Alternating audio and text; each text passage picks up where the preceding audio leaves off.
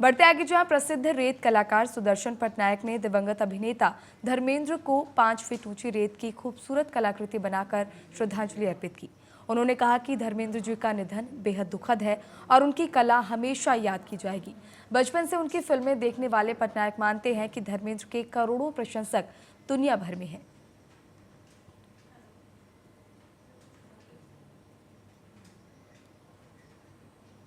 आम आदमी पार्टी की प्रवक्ता प्रियंका कक्कड़ ने केंद्र और बीजेपी सरकार पर आरोप लगाया है कि दिल्ली एनसीआर में सरकारें होते हुए भी वे प्रदूषण पर ठोस नीति नहीं लगा पा रहे।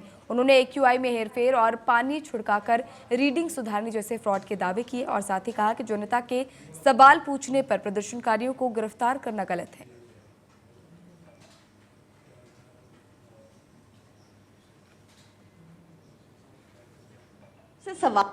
बार बार सिर्फ आम आदमी पार्टी पर ब्लेम कर देना या फिर एक्यूआई मॉनिटर्स के ऊपर जल छिड़काव कराकर रीडिंग को मैनिपुलेट कर कर कम दिखाना, ये फर्जीवाड़ा बंद करना होगा।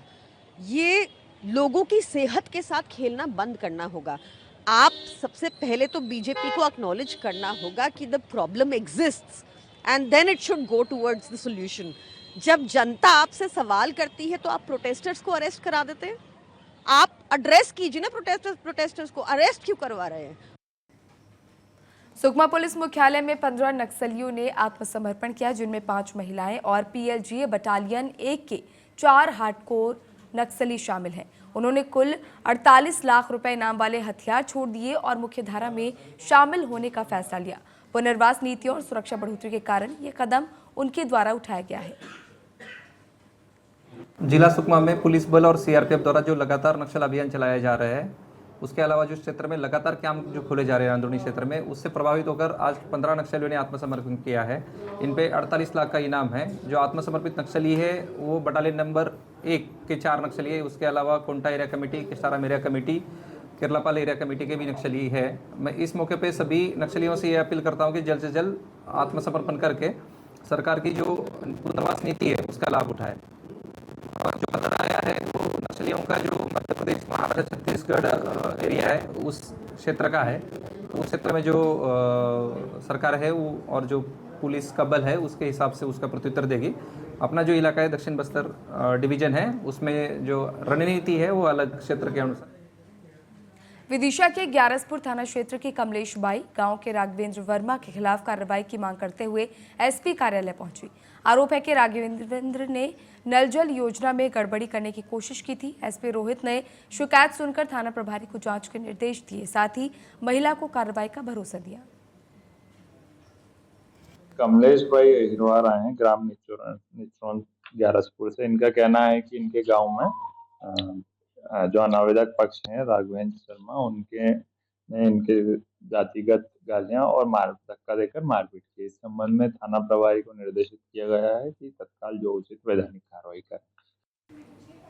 मध्य प्रदेश के नीमच में महानिदेशक लोकायुक्त योगेश देशमुख के निर्देश पर उज्जैन लोकायुक्त ने बैंक ऑफ इंडिया मनासा शाखा के सब स्टाफ रुपेश कौशल को 15,000 रुपए रिश्वत लेते रंगे हाथों गिरफ्तार किया। शिकायतकर्ता आंचल नागदा की लिखित शिकायत के बाद लोकायुक्त की टीम ने सत्यापन किया और ट्रैप ऑपरेशन के जरिए आरोपी को गिरफ्तार किया। मामले में फिलहाल आगे की कार्रवाई जारी है।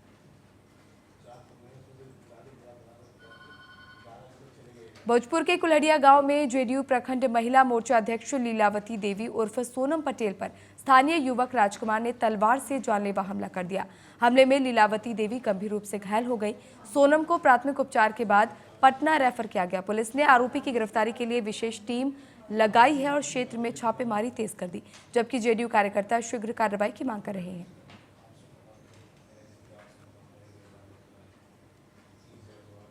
समस्तीपुर के डॉक्टर राजेंद्र प्रसाद केंद्रीय कृषि विश्वविद्यालय पूसा में सीड प्रयोगशाला के पास कचरा उठाते समय एक्सपायर केमिकल में विस्फोट हो गया। इसमें 4 मजदूर घायल हो गए। उनमें से 3 को पटना रेफर किया गया, जबकि लक्ष्मण मंडल की स्थिति गंभीर बताई जा रही है। घटना लापरवाही का मामला प्रतीत होती है। विश्वविद्यालय प्रशासन और एफएसएल की टीम ने जांच शुरू कर दी है।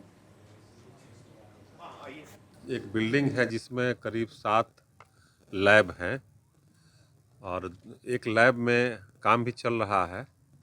उसी बिल्डिंग के जस्ट बगल में एक कूड़ा का ढेर है जिसमें बोतल था। हालांकि इस कृषि विश्वविद्यालय में जो एसिड का या जो केमिकल का प्रयोग होता है वो पौधों के विकास के लिए होता है और वो माइल्ड होते हैं। लेकिन अभी जो पूछताछ की गई, ये बोतल जो है शनिवार को जो सफाई कर्मी है वो रखा था और उसके आधार पर हम लोग आगे का अनुसंधान कर रहे हैं। उसी दौरान में आज सुबह में जो सफाई कर्मी थे 4 लगभग में, वो आपस में सामान को उठा रहे थे कचरे से। इसी दौरान वो बोतल पर इम्पैक्ट पड़ने के कारण जो है वो अचानक विस्फोट कर गया और विस्फोट करने के कारण जो है उसमें घायल हुए हैं। तत्काल उनको इलाज के लिए भेजा गया है